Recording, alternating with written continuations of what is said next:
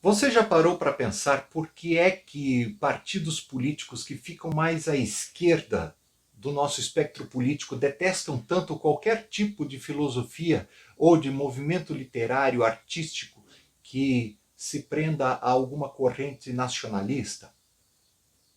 Você já observou que intelectuais que abraçam o marxismo como corrente teórica e ideológica fazem cara de nojinho todas as vezes que veem algum movimento mais patriótico?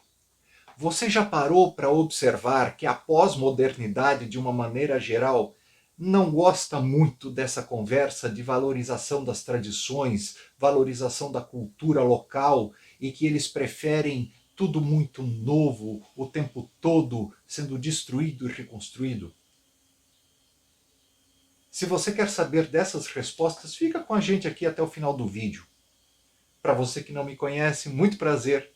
O meu nome é Sonir Boaskevich, sou professor, escritor e sociólogo e tenho uma grande honra de te convidar a fazer parte dessa comunidade nascente chamada Ideias Complexas. Tudo começa com um tal de Karl Marx. Karl Marx escreve, no final do século XIX, um negócio chamado Manifesto do Partido Comunista. Embora seja um livrinho muito fininho, ele movimenta o ideário de muita gente, de muitas pessoas ao redor da Europa durante o seu tempo. É traduzido para diversas línguas. E ele defende uma coisa simples: a união dos trabalhadores europeus contra um inimigo comum, os donos dos meios de produção. Trabalhadores do mundo, univos, façam uma revolução, imponham a ditadura do proletariado. Por quê? Porque vocês são explorados, vocês sempre serão tratados como mera massa produtiva. Era isso que Marx dizia. Façam a revolução, destituam os donos dos meios de produção do poder econômico das fábricas, tomem o lugar deles na história, na economia, em tudo mais, e aí o mundo será um mundo muito mais feliz. Marx dizia, inclusive, que esse momento chegaria quando a humanidade entrasse em um momento de convulsão terrível e que o trabalhador tomaria a consciência de si quando ele fosse arrancado de dentro da fábrica, jogado num campo de batalha e iria viver ou morrer lá, e os que sobrevivessem seriam tirados do campo de batalha, devolvidos para o campo de trabalho nas fábricas. E aí sim eles pegariam em armas e diriam: olha, nós somos muito mais do que trabalhadores, nós somos muito mais do que soldados, nós somos gente e queremos ser tratados como tal, e você só nos explora, senhor malvadão, burguês, capitalista. Só que não foi isso que aconteceu. Ao contrário do que vaticinava Karl Marx e os seus seguidores, o trabalhador sim saiu das fábricas, foi para o campo de guerra, matou e morreu lá, e depois os que sobreviveram voltaram para as fábricas. Por quê? Porque no final das contas eles faziam um cálculo muito simples: eu preciso trabalhar para sustentar a minha família.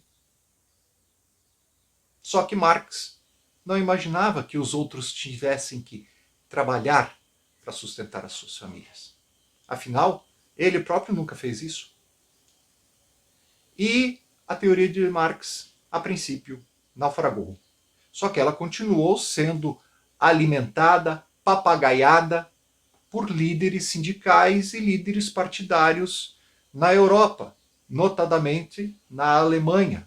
A Alemanha perdeu a Primeira Guerra Mundial, foi humilhada, teve que pagar as dívidas da guerra, teve que entregar o seu arsenal de marinha, teve que entregar as suas indústrias para as economias estrangeiras, saiu humilhada.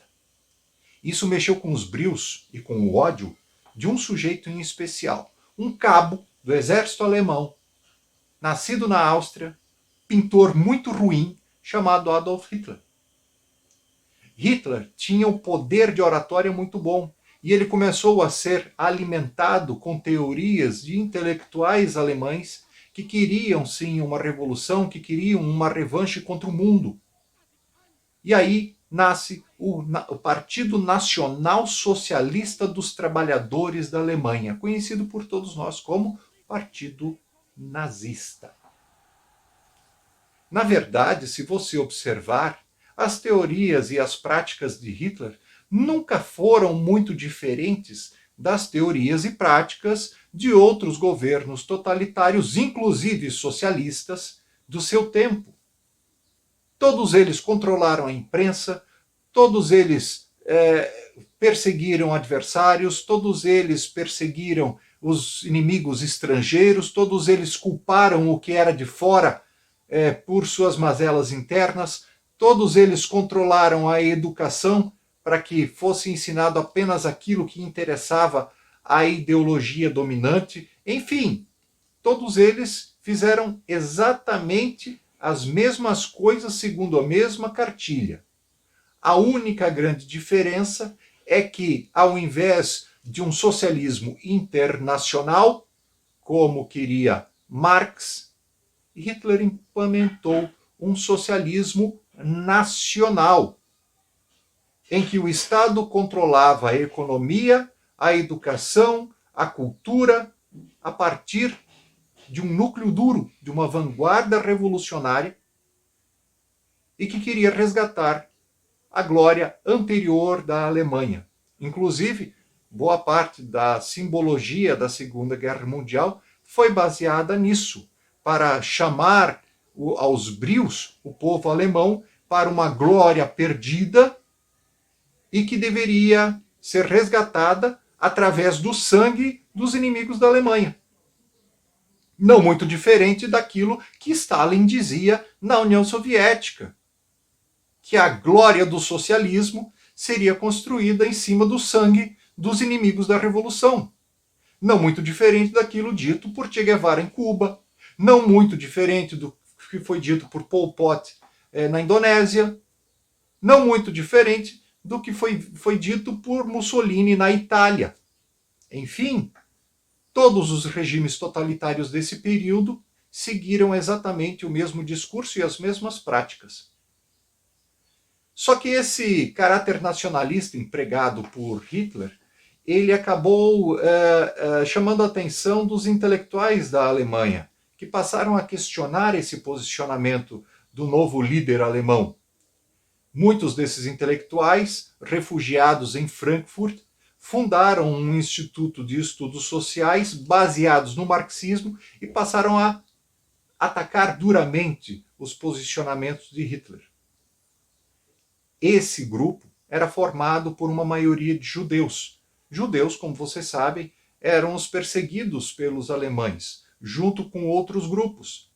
Para não serem mortos, eles fogem para a Suíça e depois vão para os Estados Unidos, e lá eles começam a produzir intelectualmente e disseminar nas universidades artigos, livros e tudo mais, falando de uma outra revolução, não mais aquela revolução por armas, não mais aquela revolução feita à base de sangue e ódio, mas uma revolução silenciosa, que atacaria as tradições, que corroeria as instituições por dentro, que tomaria o poder desvirtuando o que era antigo e colocando no lugar o que eles entendiam como o necessário, como o novo, como aquilo que deveria vir. Portanto, valores patrióticos, valores conservadores, como religião, como representações étnicas locais, como simbologias, como tudo que representasse o passado e ancorassem o entendimento das pessoas, dos povos, era algo que deveria ser combatido. A partir daí, não só o nacionalismo passa a ser combatido e odiado por causa de Hitler, mas também o patriotismo conservador, o patriotismo que queria preservar a religião, que queria preservar o conhecimento, que queria preservar a filosofia, que queria preservar as artes. O universal de Marx, o internacional dos socialistas, deveria prevalecer, e por isso o local, o tradicional, tem que sucumbir. Era isso que eles passaram a defender. Um dos grandes nomes, embora não tenha participado da escola de Frankfurt, e que a gente vai abordar num capítulo específico aqui no nosso canal, é Antônio Gramsci. Como é que ele defende o fim das tradições para que, então, o ideário socialista tome o poder dentro da mente e da vida das pessoas. Certo? A pós-modernidade é meio que o triunfo disso tudo. Lembre-se daquele vídeo em que eu falei que Zygmunt Bauman vai questionar a pós-modernidade. Portanto, respondendo já à pergunta, os movimentos de esquerda, sejam de intelectuais, sejam de partidos, sejam de artistas, vão detestar o nacionalismo não por aquilo que ele produz de bom. Eles vão detestar o nacionalismo a partir de Adolf Hitler, e aí eles pegam todos os outros nacionalismos e botam no mesmo balaio, virando as costas para os assassinatos que as ideologias que eles defendem provocaram também. Isso para eles não conta, né? Só conta o que os outros fizeram, o que os correligionários deles fizeram, isso não entra no cômputo geral da história. Né? Bom, e eles vão dizer o seguinte: é necessário você acabar com as tradições para fazer emergir o novo, para fazer surgir esta revolução. E para isso você tem que ser contra a religião que você tem que renegar os teus princípios morais, você tem que rejeitar os teus princípios legais, por mais milenares que eles sejam, você tem que rejeitar, inclusive, se possível for, a sua própria família. É por isso que eles detestam, lamentavelmente, tudo e todos. Com isso agora na cabeça, pense bem o dia que você for usar algum argumento antipatriótico e antinacionalista na sua vida. Você, por acaso, é parecido com Hitler? Duvido muito.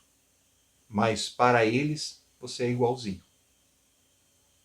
Se você gostou do vídeo, por favor, deixe o seu like.